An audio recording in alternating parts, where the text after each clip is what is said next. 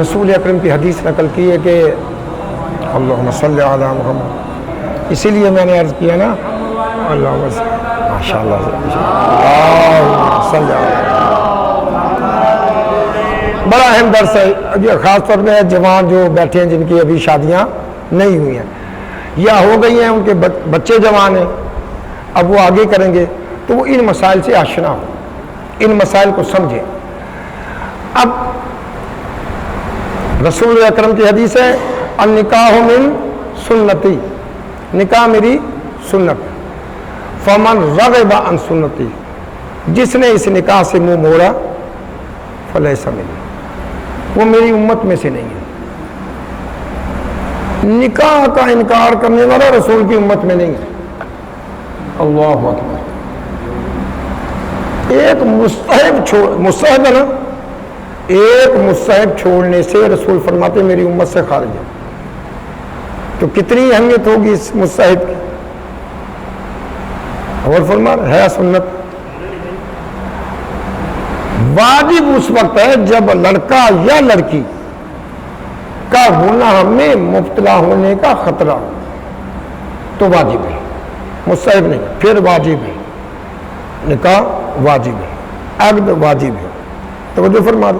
اب اگلا مرحلہ، ایک سوال اس کا جواب، وہ سوال ہوا تھا اس دن کہ لڑکی اور لڑکے کی رضامندی نکاح میں ضروری ہے، اگر لڑکی اور لڑکا راضی نہیں ہے تو نکاح نہیں ہے، ٹھیک ہے جی۔ اب آپ کہتے ہیں کہ جی ماں باپ نے طے کیا ہے نا محسن بھائی، ماں باپ نے طے کیا تھا نا، تو یہ رشتہ ہو گیا، شریعت نے کہا ہو گیا۔ کیوں ہو گیا؟ اس لیے کہ نکاح مستحب ہے اور والدین کے احکامات پر عمل کرنا واجب ہے۔ آسان ہو گیا نا، آسان کر کے بیان کروں گا تاکہ سمجھ۔ والدین کی حرمت کا خیال رکھنا بھی واجب ہے، والدین کی عزت کا خیال رکھنا واجب ہے۔ لڑکی بھی ہاں کر دیتی ہے، لڑکا بھی ہاں کر دیتا ہے، اور مہر بھی یہی مقرر کرتے ہیں۔ مہر کی اصل جو ہے، جو مہر کا وجوب جو ہے، ضروری مہر کا، وہ یہ ہے کہ لڑکی راضی ہو جائے حق مہر پر، چاہے وہ 1 کروڑ ہو، میں نے اس پہ تھوڑی گفتگو کی تھی، 10 کروڑ ہو، 20 کروڑ ہو، 10 روپے ہو، لڑکی راضی ہو جائے، اور حق مہر اتنا ہو کہ لڑکا دینے کی طاقت رکھتا ہو۔ توجہ فرما، لڑکا دینے کی طاقت بھی رکھتا ہو۔ آپ آگے جی مجھے تحفظ چاہیے لڑکی کا، میں 50 لاکھ لکھواتا ہوں، لڑکا ساری زندگی کما کے بھی 50 لاکھ نہ کر سکے تو یہ ظلم ہے، اور ظلم پر نکاح نہیں ہوگا۔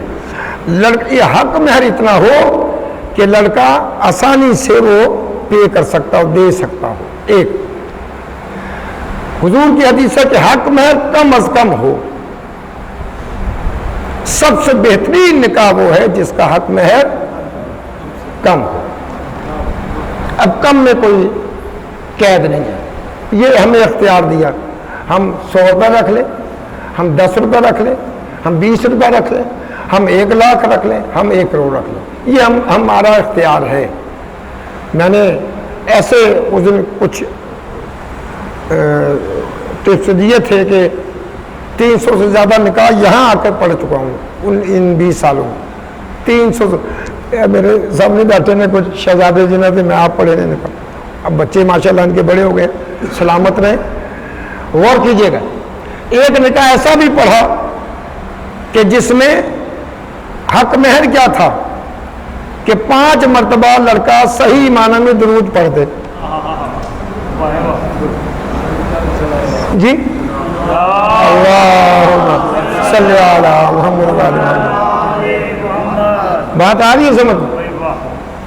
اور آپ اٹھائیں حیات القلوب، حضرت آدم کا حق مہر کیا تھا؟ تو حضرت آدم جب نکاح جب ہونے لگا اماں سے، اماں ابا صاحب نے کہا جب ہونے لگا، یہ ہمارے ماں باپ ہیں، ظاہر ہے بھائی فرشتوں کی محفل میں جب نکاح ہونے لگا دے آپ کتاب کا حوالہ دے دیا میں نے، آپ دیکھ لیجیے. تو اے تم حق مہر ادا کرو. پروردگار میرے پاس ہے ہی کچھ نہیں، کیا دوں؟ کہا تو محمد والے محمد پر درود بھیج.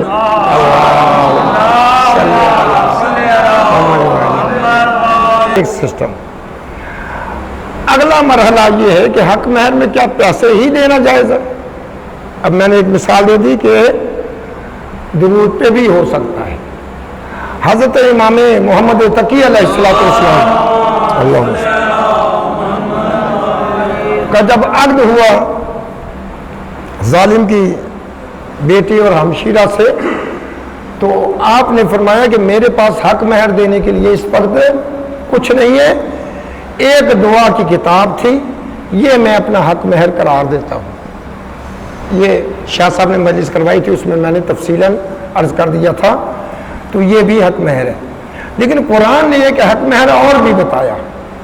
قرآن کی ویسے تو 5-6 آیات ہیں، لیکن میں صرف ایک آیت پیش کروں گا. یہ مل کر ایک صلوات پڑھ دے محمد بسم اللہ الرحمن الرحیم. قال انی اريد ان انکحک احدی ابنتی ہاتین علی ان تعجرنی 8 حجج فإن أتممت 10 فمن عندك وما أريد أن أشق عليك ستجدوني إن شاء الله من الصالحين. یہ شعیب علیہ السلام کی 2 بیٹیاں تھیں. جو قرآن پڑھتے ہیں ان کو معلوم. شعیب علیہ السلام نبی تھے، ان کی 2 بیٹیاں تھیں اور ریوڑ پالتے تھے بھیڑ بکریوں کا، اور وہ چرانے کے لیے جایا کرتی تھی پانی پلانے. ان کو معیوب لگتا تھا تو وہ دل میں خواہش کرتی تھی کہ کوئی ایسا غلام مل جائے، کوئی ایسا نوکر مل جائے جو ہمیں نہ جانا پڑے اور وہ ہماری بھیڑ بکریوں کو پانی اور چارہ کروا دیں. وہاں سے حضرت موسیٰ علیہ السلام کا ذکر ہوا، گزر ہوا، تو ان لوگوں نے اس کو دیکھا اور اپنے باپ سے جا کے کہا. میں نے مختصر کیا اس کو، زیادہ وضاحت نہیں. جب وہ لے کر آئی تو ان کے باپ حضرت شعیب، دونوں اب نبی ہیں، ایک نبی حضرت موسیٰ اور ایک نبی حضرت شعیب. اب ترجمہ سماعت فرما لیں. ترجمہ بیان ہی فرمان نجفی صاحب کا پیش کر رہا ہوں. آگے بہت سے ترجمے ہیں، آپ دیکھ لیجئے گا ان میں، تاکہ آپ کا خدشہ جو ہے یعنی شک و شبہ ختم ہو جائے اور یقین کی منزل آپ کو حاصل ہو جائے. کیا تھا؟ شعیب نے کہا میں چاہتا ہوں کہ اپنی ان دونوں لڑکیوں میں سے ایک کے ساتھ تمہارا اس مہر پر نکاح کر دوں کہ تم 8 برس 8 سال ہماری بکریوں کو چراؤ. 8 سال. اور اگر تم 10 سال چرا لو تو مجھ پر احسان ہوگا. میں تمہیں مشقت میں نہیں ڈالنا چاہتا، لیکن اگر 10 سال تم یہ کام کر لو تو تمہارا مجھ پر احسان ہوگا اور تم مجھے اللہ کے نیک بندوں میں پاؤ گے. یعنی یہ کہنے کا مقصد یہ تھا کہ تم مجھے دھوکے باز نہیں پاؤ گے. 10 سال تم یہ کر لو تو پھر میں تمہاری شادی اپنی بیٹی سے، دونوں میں سے ایک سے کر دوں گا. اب اس سے ایک بات سمجھ میں آئی، 2 باتیں. ایک تو یہ ہے کہ حق مہر کوئی شرط کے بنا پر کچھ بھی ہو سکتا ہے. درود پڑھ لیں اللہم صلی علی محمد. کسی کی مزدوری کر لیں، کوئی بھی شرط قبول کر لیں. شیخ برادری کے بھی 2-3 نکاح میں نے پڑھے جن میں شرط تھی کہ حج و زیارت. بہت خوبصورت. زیارت امام حسین، اس بچی نے شرط لگائی کہ میرا حق مہر جو ہے زیارت امام حسین. کتنی خوش نصیبی ہے یار. مال دنیا کو ترک کر دیا. اس نے کہا میری خوشی یہ ہے، میرا حق مہر یہ ہے کہ مجھے زیارت امام حسین کرائی جائے. تو حضرت موسیٰ علیہ السلام نے ایک تو یہ کہ 8 برس تک کم از کم بکریاں چرائیں. اگر 10 سال چرا لیں تو حضرت شعیب فرماتے ہیں مجھ پر احسان ہوگا اور تم مجھے نیکوکاروں میں پاؤ گے. یعنی دھوکہ میں تمہیں نہیں دوں گا، میں اپنی بیٹی کا عقد تم سے کر دوں گا. ایک تو یہ ہو گئی. دوسری ایک بات خاص جو میں عرض کرنا چاہتا ہوں اس کے عمر میں، وہ بڑی اہم ہے کہ شعیب نے لڑکی پہلے دی ہے یا 10 سال کے بعد دی ہے؟ جی دیکھیں ابھی تو شرط پوری نہیں ہوئی. شرط یہ تھی کہ 10 سال 8 سال پورے کرو پھر میں اپنی بیٹی کا عقد تم سے کروں گا. حق مہر رکھا 8 سال بھیڑ بکریاں چرانا، یعنی شادی ہوئی ہے بعد میں، یعنی زوجہ ملی ہے بعد میں. حکم بھی یہی ہے کہ جب نکاح ہو اسی وقت حق مہر ادا کر دیا یا معاف کروائیں یا پھر دے دیں اسی وقت. اسی لیے حکم دیا کہ کم از کم ہو تاکہ اسی وقت ادا کر دیا جائے. آ رہی ہے شادی سمجھ میں آ رہی ہے بات؟ یہ کم از کم ہونا چاہیے تاکہ حق مہر اسی وقت ادا ہو جائے. اچھا جی، ایک تو یہ حق مہر فوراً ادا ہو. روایات میں کہ مس کرنے سے پہلے حق مہر ادا کیا جائے. اب اصل میں وہ اس دن جو پروگرام ہوا تھا اس کا ایک جملہ ضرور دہراؤں گا. یہ کتنی ضروری چیز ہے کہ ہمیں معلوم ہونی چاہیے شادی سے پہلے. اب اس نکاح کو مہر معلوم بھی، مہر کو مہر بھی کہتے ہیں اور صداق بھی کہتے ہیں. صداق اور مہر دو لفظ ہیں اس کے لیے. اور بھی اصطلاحیں ہیں معروف، وہ میں اس طرف نہیں جاؤں گا، لیکن مشہور یہی ہے مہر کو مہر یا صداق. غور کیجئے گا. اب یہ چاہیے تھا لڑکی کو معلوم ہونا اور لڑکے کو معلوم ہونا جس کا عقد ہو رہا ہے. یہاں لڑکے والا مولوی بیٹھے، یہاں عالم دین لڑکی والا بیٹھے، وہ دونوں کہہ رہے ہیں معلوم. انکاح تو موکلتی، موکل کا علی المہر المعلوم. وہ کہتا ہے قبل تو نکاح لموکلی علی المہر المعلوم. یہ دونوں کہہ رہے ہیں معلوم معلوم، اور یہ بدھو بیچ میں اس کو معلوم ہی کچھ نہیں جس کا اصل نکاح ہو رہا ہے.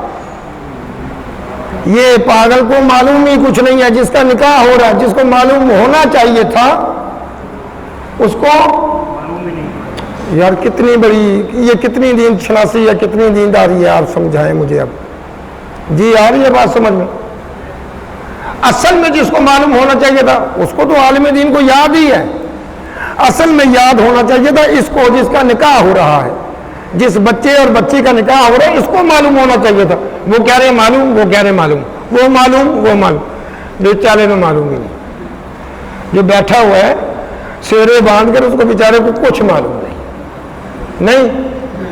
غور فرما رہے ہیں کتنا اہم موضوع ہے یہ، کتنا خاص موضوع ہے. یہ سمجھیں سمجھائیں ایک دوسرے کو کہ یہ شادی سے پہلے ان مسائل کا آگاہ ہونا کتنا ضروری ہے. میں 2-4 چیزیں عرض کر دیتا ہوں. اب ایک چیز اور دو بس، باقی پھر انشاءاللہ اتنا ہی کافی ہے. اب ہمارے یہاں ہم جاتے ہیں نکاح پڑھنے کے لیے، فارم دیا، میں پوچھتا ہوں حق مہر کتنا ہے؟ مستحب جتنا ہے شرعی. اب شرعی تو یہی ہے کہ جس پہ لڑکی لڑکا راضی ہو جائیں، چاہے تھوڑا ہو یا زیادہ ہو، ختم. اب مستحب کتنے ہیں؟ 2 روایتیں میں نے دیکھی ہیں. ایک روایت کثرت سے دیکھی ہے اور ایک روایت کم دیکھی ہے. کثرت سے جو روایت ملی کہ محمد والے محمد کے اکثریت افراد کا حق مہر 500 درہم تھا. کتنا تھا؟ 500 درہم. مولا کائنات کا حق مہر 500 درہم. کوشش کریں، یہ ایک اپنی طرف سے بات کر رہا ہوں اور یہ اس کی بھی ایک لاجک ہے جو میں یہاں بیان کروں گا کہ اپنی بچیوں کا عقد کریں تو حق مہر اگر لکھوانا ہے تو سونا چاندی وغیرہ لکھوائیں، دھات لکھوائیں، پیسہ نہ لکھوائیں. آپ نے لکھوایا 1000، 10 سال کے بعد بھی وہ 1000 ہی رہے گا، اور 10 سال کے بعد شاید اس 1000 کی قیمت ویلیو جو ہے وہ آج کے 100 کے برابر بھی نہ. بات آ رہی ہے سمجھ میں؟ درہم رکھا گیا اور اس وقت درہم جو تھا وہ تقریباً 2.5 سے تھوڑا سا کم گرام کے مطابق تھا. ایک درہم کا وزن خالص چاندی 2.5 گرام. چلیں 2 گرام رکھ لیں جی. 500 درہم تھے. تو 2 آپ رکھتے ہیں، 2.5 نہ رکھیں، مثال دے رہا ہوں، صرف 2 گرام رکھیں، کتنا بن گیا؟ 1000 ٹھیک ہے۔ 1000 گرام کی چاندی کی قیمت آج کتنی ہے؟ بی بی کا حق مہر بیان کر رہا ہوں، 1000 گرام یعنی 1 کلو چاندی آج کے دور میں، نہیں غور فرما رہے؟ آپ سونا رکھیں 100 گرام رکھیں، آپ 1 تولہ سونا رکھیں حق میں، وہ آج بھی 1 تولہ ہے، 20 سال کے بعد بھی وہ 1 تولہ ہی رہے گا، پیسے کی ویلیو گر جائے تو گر جائے۔ آج یہ سونا 1 لاکھ روپے مثال کے طور پر تولہ ہے، تو 10 سال کے بعد ہو سکتا ہے یہی 1 تولہ 10 لاکھ کا ہو، 5 لاکھ کا ہو۔ غور فرما رہے ہیں، توجہ کر رہے ہیں؟ تو 500 درہم تھا، یا پھر اس کا ایک اور بھی علماء فقہ نے ایک سبب اور لکھا، 1250 اوقیہ، اصطلاحیں ہیں جو میں ترجمے کر کے بتاؤں گا۔ 1250 اوقیہ جناب سیدہ کا حق مہر تھا، یا اوقیہ یا آل محمد کے بیشتر افراد کا حق مہر جو تھا وہ کتنا تھا؟ 500 درہم خالص چاندی، 2.5 گرام سے کچھ تھوڑا سا معمولی سا کم۔ اب جو حساب بیٹھے ہیں علماء مجتہدین وہ لگاتے ہیں تقریباً 1200 سے زیادہ گرام بنتے ہیں، 1250 گرام بی بی کا حق مہر مقرر ہوا تھا جناب سیدہ۔ یہ معلوماتی چیزیں آپ کو کبھی سنی بھی نہیں ہوگی شاید۔ اللہم صلی علی محمد، تو جو فرما رہے ہیں۔ تو اب آپ غور کریں، ختم کر رہا ہوں، 1250 اوقیہ حق مہر تھا بی بی کا، یا 500 درہم جو تعداد آئی ہے۔ اوقیہ کیا ہے؟ اوقیہ ایک پیمانہ تھا، یعنی اوقیہ کہتے ہیں 40 درہم کو اکٹھا کر لیا جائے، جو وزن بنتا ہے وہ 1 اوقیہ ہوتا ہے، 40 درہم۔ تو 1 درہم تھا 2.5 گرام کا، 40 یعنی 1 اوقیہ 40 درہم، حساب کریں کیلکولیٹر نکالیں جی، کرو فساد کا من جی، سن لیں۔ تو یعنی 40 کو 12.5 سے آپ ضرب دے دیں، یہ حق مہر بی بی کا بنتا ہے۔ اتنا حق مہر آپ نے مقرر کرنا ہے، اور اگر یعنی 1200 یعنی 1.25 کلو اگر آپ چاندی نہیں دے سکتے تو جتنی دے سکتے ہیں اتنا حق مہر رکھیں۔ لیکن آپ سے گزارش ہے لڑکی والوں سے خاص طور پر کہ جب بھی حق مہر مقرر کریں اب کوشش کریں کہ وہ دھات میں ہو، سونے میں ہو یا چاندی میں ہو، ویلیوز ختم ہو جائیں پیسے کی، اس کی ویلیوز باقی رہیں گی اور وہ بڑھتا ہی رہے گا، دینا ہے۔ اب ایک جملہ آخری، اکثر بیشتر یہ ایک نظریہ قائم ہوا جب آپ نے کہا کہ فوراً حق مہر ادا کرو، تو عورتوں میں سے آوازیں میں نے خود سنی کہ یہ بدشگونی ہے فوراً حق مہر دینا، عورتوں کا اپنا دین ہے، اپنا مذہب، اپنا اسلام، یہ بدشگونی ہے، یہ تو ہوتا ہی تھا جب طلاق دی جائے۔ یعنی اندازہ کریں کہ کتنی جہالت آ چکی ہے کہ جب طلاق ہوگی تب حق مہر طلاق کے لیے نہیں ہے، حق مہر استعمال جسم کے لیے ہے۔ جو خرید و فروخت ہے وہ یہ خرید و فروخت بیسک نہیں ہے، لیکن معاملات میں تو ہے نا، اس کو رکھا ہی ایسی جگہ گیا ہے کہ آپ مس نہ کریں، حق مہر ادا کریں، یا اسی دن معاف کروا لیں یا اسی وقت معاف کروا لیں، بہتر یہ ہے۔ باقی آپ اس میں 2 لفظ استعمال ہوتے ہیں، اب وہ میں اس لیے نہیں چھیڑنا چاہتا کہ وہ لمبی ہو جائے گی۔ ایک معجل ہے، میم عین جیم لام، معجل، معجل من فوراً، ایک ہے موجل، میم واو جیم لام یا میم الف جیم لام مؤجل، اس کی معنی ہے کہ حد مقرر کرنا کہ 5 سال کے بعد، 2 دن کے بعد، 1 مہینے کے بعد، 20 سال کے بعد میں اپنا حق مہر لوں گی۔ غیر معجل اس کا حق سے الٹ ہے، معجل مانے جلدی، غیر معجل مانے جب مرضی۔ اور ہمارے یہاں کیا لکھا جاتا ہے؟ عند طلب، اگر دونوں راضی ہیں، ایک جملہ آخری مسائل کا آخری، اگر دونوں راضی ہیں، وہ نہ لینے پہ راضی ہے اور یہ نہ دینے پہ راضی ہے تو وہ ٹھیک ہے، لیکن اگر عورت لینے پہ راضی ہے اور آپ دینے پہ راضی نہیں تو اس کے لیے نکاح آپ کا مشکوک ہے۔ اب نکاح جو کر رہا ہے، اگر وہ کہتا ہے کہ 10 لاکھ لکھ لو حق مہر، لیکن نیت یہ ہو کہ نہیں دوں گا، اس کا نکاح ٹھیک نہیں ہے، اس کا نکاح ٹھیک نہیں۔ جو نکاح کر ہی اسی لیے رہا ہے کہ میں حق مہر نہیں دوں گا، اس کا نکاح ٹھیک نہیں ہے۔